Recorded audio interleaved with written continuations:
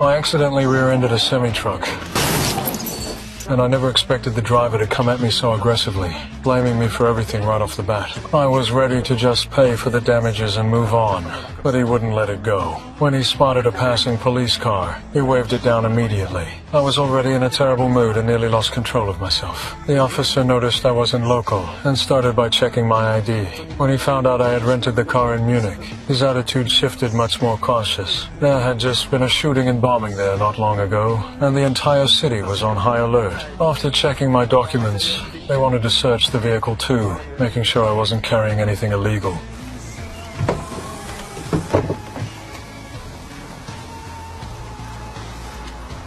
Ouvrez-moi ça, s'il vous plaît. I sighed. There was only a toy gun in my bag.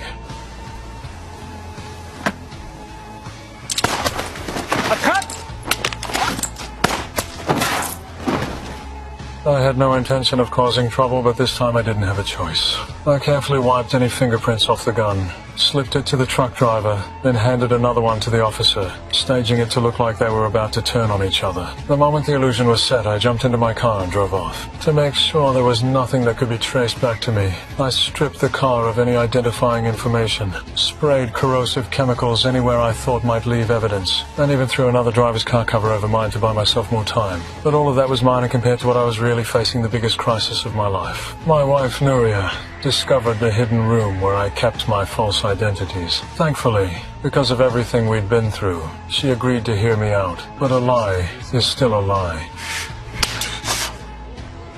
I told her the truth well, part of it. I said I was a corporate spy, someone who had to assume different identities to steal confidential information. Carrying a gun for protection made sense in that line of work, but I couldn't reveal who I really was or what I was truly involved in. She asked me if I had ever killed anyone. I didn't hesitate. I said no. I knew that was a line most people couldn't cross. No one wants to live with a killer. I promised her that I just needed 2 more weeks to finish one last job, and then I'd walk away for good.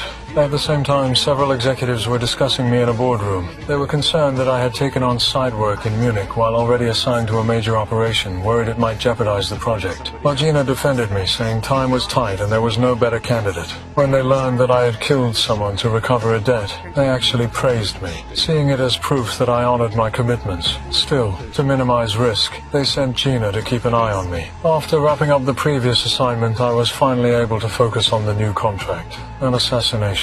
Based on the client's intel, I identified the target, the richest man in Europe. He was scheduled to hold a press conference at a concert hall in Tallinn, the capital of Estonia. I scouted the venue ahead of time and found the security to be extremely tight. Everyone had to pass through metal detectors. I deliberately kept a wallet with a metal zipper in my pocket, and sure enough, it triggered the alarm. The guard pulled me aside for a pat-down, giving me a chance to get familiar with the process. To my surprise, the atmosphere inside was unusually lively, almost festive.